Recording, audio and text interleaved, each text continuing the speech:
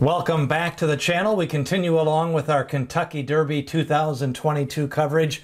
We've already taken a look at the top 10 speed contenders, also a speed progression analysis. You can watch that at the link above. This time around, we're going to take a look at one of the favorites in the Kentucky Derby, and I'm talking about the Winchell Thoroughbreds Epicenter, who won the Louisiana Derby. He also won the Gun Runner Stakes, and he won the Risen Star Stakes. Let's take a look at overall what he looks like coming into the Kentucky Derby. Now, the early Kentucky Derby favorites do show a couple of horses as most likely to be favored. Circa in Las Vegas is showing Epicenter as the 5-1 favorite for the Kentucky Derby. Meanwhile, it looks like it's going to be a little bit of a scrum there. You've got Zandon, Taiba, and Messier all 6.5-1, with Mo Donegal right around 8-1 to be the Kentucky Derby favorite. So getting a lot of questions on Epicenter.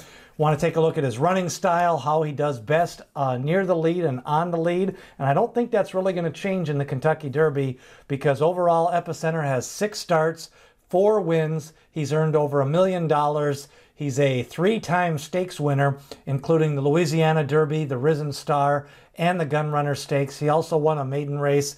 And when you look at the speed of the race, it looks like you've got Epicenter, along with early voting, Morello, and Simplification as horses that like to run more often on the lead than not. Epicenter has done his best running being on or near the lead. Now let's take a look what I mean when I show you near the lead and the stretch run. Now when you take a look at this, here's the past performances for Epicenter, and as you can see, he's got some races. He's ran at 2 different racetracks. He ran 2 races at Churchill Downs and then 4 races at the fairgrounds. All of them were stakes races.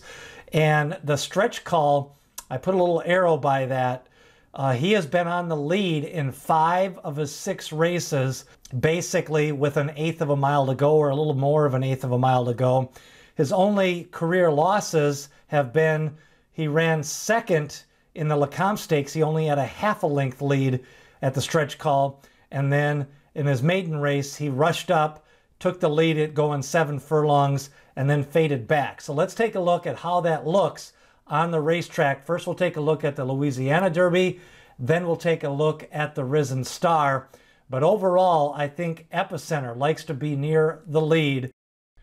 Here is the Louisiana Derby, and as you can see, when they approach the turn, Gunner Runner is sitting in 3rd. He is going to be approaching Zozos, who's on the lead, and he gets an uneventful trip, straightens out for the drive, and then Joe Rosario kind of just brings him in hand as he finishes up down the stretch at the fairgrounds.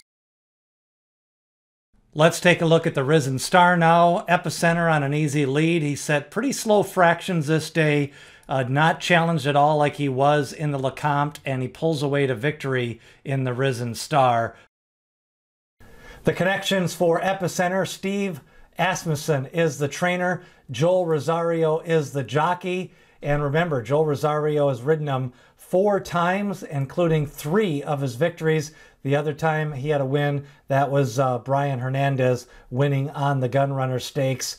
And overall, we've got a lot more handicapping information for you. We've got the top 10 speed figures, a pace analysis, the running style, and speed figure progression. Remember, we've got more Kentucky Derby handicapping coming up for you as we get you ready for the first Saturday in May.